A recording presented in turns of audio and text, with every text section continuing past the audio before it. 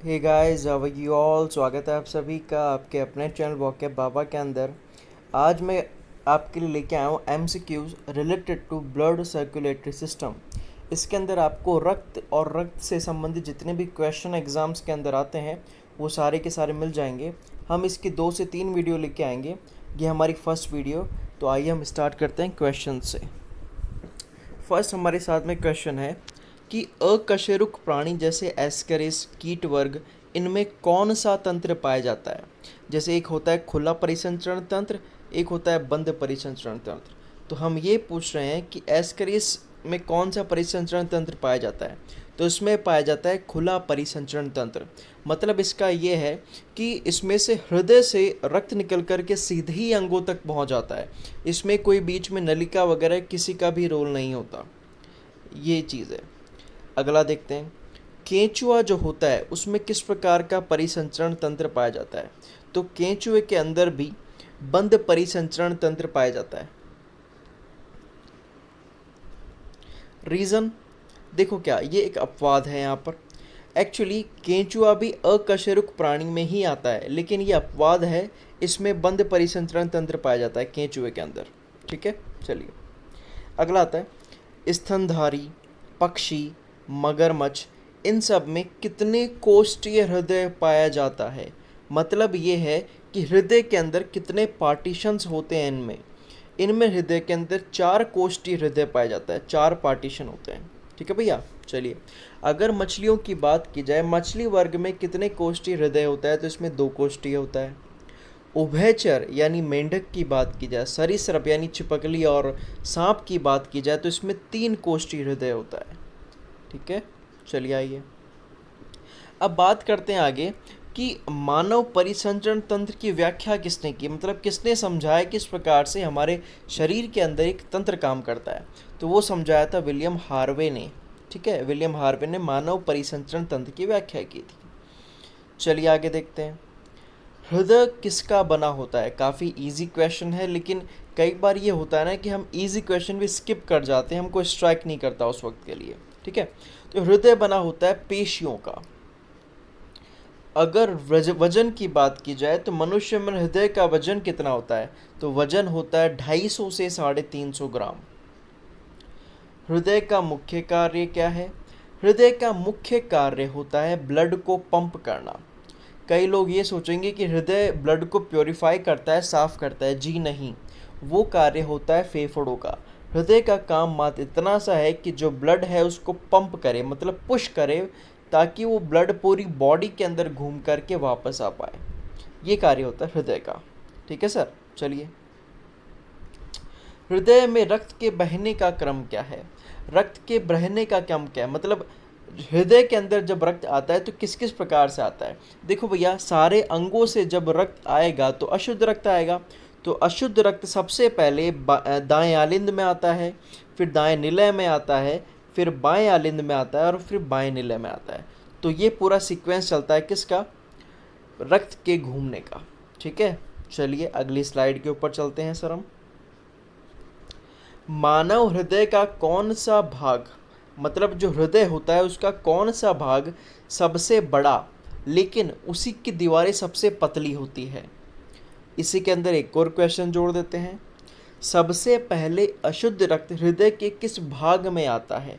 तो ये आता है सर दाएं आलिंद में, मतलब राइट ऑरिकल के अंदर आता है। ठीक है जी, चलिए अगला क्वेश्चन, ट्राइकस्पिड वॉल्व जो होते हैं वो कहाँ होते हैं, हृदय में कहाँ पाए जाते हैं। तो ये ट्राइकस्पिड वॉल्व पाए जाते हैं दाएं आलिंद और दाएं निलय के बीच में।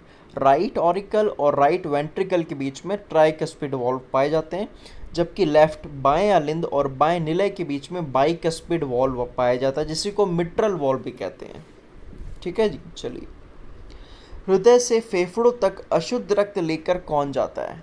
ये जाती है पल्मोनरी आर्टरी, पल्मोनरी धमनी, फुफ्फुसीय धमनी। ठीक है जी, चलिए आगे देखते हैं, हृदय से शुद्ध रक्त पूरे शरीर में कौन भेजता है। मतलब एक बार जब पूरा पंप हो चुका है, फिल्टर हो चुका है, जब फेफड़ों ने फिल्टर करके वापस हृदय में आ गया, तब वो शुद्ध रक्त पूरे शरीर में कौन भेजेगा, ये भेजेगा महाधमनी। ठीक है जी। महाधमनी का कार्य पूरे शरीर में भेजना। ठीक है, चलिए। हृदय की धड़कन का नियमन कौन करता है, मतलब उसको नियमित कौन करता है, उसको कंट्रोल कौन करता है। आप देखते होंगे जैसे आपके पीछे कुत्ता पड़ता है तो आपके हृदय की जो धड़कन होती है बहुत तेज हो जाती है। ठीक है, कई बार धीरे भी हो जाती है। तो ये किस प्रकार होता है, हम चाहे तो हम नहीं कर सकते, ये अनैच्छिक क्रिया है। इसका जो नियमन है वो मस्तिष्क का एक भाग होता है मेडुला ऑब्लोंगेटा, ये करता है। ठीक है जी। तो काफ़ी बेहतरीन क्वेश्चंस मैं आपके लिए लेके आया हूँ, है ना। ये मैंने खुद अपने हाथों से सारे क्वेश्चंस लिखे हैं, एक एक लाइन से क्वेश्चंस बनाया है मैंने, ताकि कुछ भी आपका छूटे नहीं। ठीक है, चलिए। हृदय संकुचन के वक्त कौन सी ध्वनि सुनाई देती है। देखो भैया, जब हृदय संकुचित होता है ना, तो जो ट्राइकस्पिड वॉल्व और बाइकस्पिड वॉल्व होते हैं दोनों भी संकुचित होते हैं। जब ये संकुचित होते हैं तो उनसे संकुचित होने के कारण लब साउंड आती है, लब साउंड सुनाई देती है 0 से 15 सेकंड के लिए। बहुत थोड़ी सी, मतलब बहुत हल्की साउंड होती है, बहुत लाइट साउंड होती है, लो साउंड होती है। ठीक है जी, चलिए। हृदय संकुचन पूर्ण हो जाने पर कौन सी ध्वनि सुनाई देती है, तब सुनाई देती है डब साउंड। कितने सेकंड के लिए, 0.1 सेकंड के लिए सुनाई देती है, और ये बहुत लाउड होती है। ठीक है जी। तो ये पूरा साउंड का सिस्टम है हृदय का। चलिए आइए। रक्त दाब का मापन किससे होता है। रक्त दाब मतलब जो ब्लड प्रेशर हो है वो किससे नापते हैं अपन, वो नापते हैं अपन स्फिग्नोमैनोमीटर से। ध्यान रखना, स्फिग्नोमैनोमीटर। चलिए। रक्त दाब कितना होना चाहिए, तो ये होना चाहिए 120/80 mm/Hg। ये जो 120 है वो सिस्टोलिक प्रेशर है, मतलब संकुचित जब हृदय होगा तब उसका प्रेशर इतना होना चाहिए। और 80 जो है वो डायस्टोलिक प्रेशर है, मतलब जब हृदय फैला हुआ होगा, फैलाव आएगा, तब ये प्रेशर होना चाहिए। तो ये पूरा समझा चुका हूँ मैं आपको। और भी कोई आपको प्रॉब्लम आती है तो कमेंट बॉक्स में आप पूछ सकते हैं मुझसे। ठीक है जी। चलिए अगली स्लाइड की तरफ चलते हैं। चलिए, अब यहाँ और कुछ क्वेश्चंस देखते हैं हम। सारे के सारे जो ये क्वेश्चंस है ये एसएससी के लिए, पटवारी के लिए, रेलवे के लिए, राजस्थान एसआई के लिए, सभी के लिए बहुत ही ज़्यादा महत्वपूर्ण है। तो आप इसको छोड़ नहीं सकते, स्किप नहीं कर सकते। ठीक है, चलिए। ईसीजी के खोजकर्ता कौन है। ईसीजी के खोजकर्ता है एंथोवेन। इन्हीं को नोबेल प्राइज़ मिला था ईसीजी की खोज के लिए। ठीक है, मतलब ईसीजी बनाने के लिए, मतलब कैसा क्या स्ट्रक्चर होता है उसका।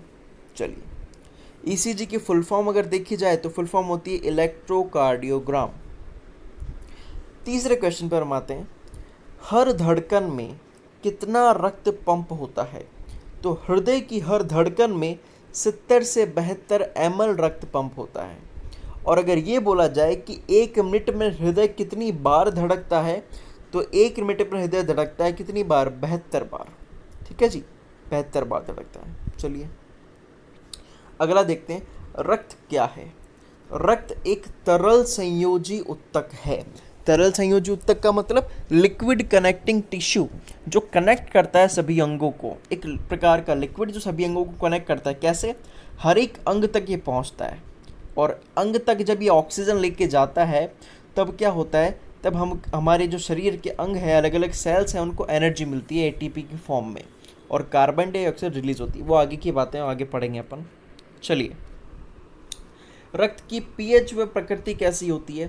रक्त की पीएच भैया होती है 7.4, और 7 से ऊपर जैसे ही पीएच जाता है उसकी प्रकृति हो जाती है क्षारीय। तो ये प्रकृति होती है रक्त की। ठीक है, चलिए। रक्त में प्लाज्मा का प्रतिशत कितना होता है, तो रक्त में प्लाज्मा का प्रतिशत होता है 55%, 55। और जो बाकी 45 है उसके अंदर सारी जो कॉर्पस्कल्स है, ब्लड कॉर्पस्कल्स, जैसे आरबीसी, डब्ल्यूबीसी और प्लेटलेट्स पाई जाती है। ठीक है जी, चलिए। रक्त के कणिका भाग में क्या क्या पाया जाता है। रक्त का कणिका भाग 45% होता है, और इस कणिका भाग में आरबीसी, डब्ल्यूबीसी और प्लेटलेट्स पाया जाता है। ठीक है सर, आगे बढ़ते हैं। रक्त को जमने से रोकने का कार्य किसका होता है, तो रक्त को जमने से रोकने का कार्य होता है हेपेरिन का। ये हेपेरिन एक ऐसा पदार्थ होता है जो रक्त को जमने नहीं देता, मतलब गाढ़ा नहीं पड़ने देता। ठीक है, चलिए। वयस्क मानव में रक्त का आयतन कितना होता है, तो रक्त का आयतन होता है 5 से 5.5 लीटर। ये एक स्टैंडर्ड जो है, एवरेज है, वॉल्यूम है। ठीक है सर, तो आई होप आपको हमारी वीडियो पसंद आई होगी। अगर पसंद आई है मैं और भी ऐसी वीडियो लेके आता रहूँगा, आपके एग्ज़ाम रिलेटेड सारे क्वेश्चंस, साइंस के, इंग्लिश के और भी कई सारे सब्जेक्ट्स के। तो इसी तरीके आप सपोर्ट करते रहिए और ज़्यादा से ज़्यादा इसको शेयर कीजिए। धन्यवाद।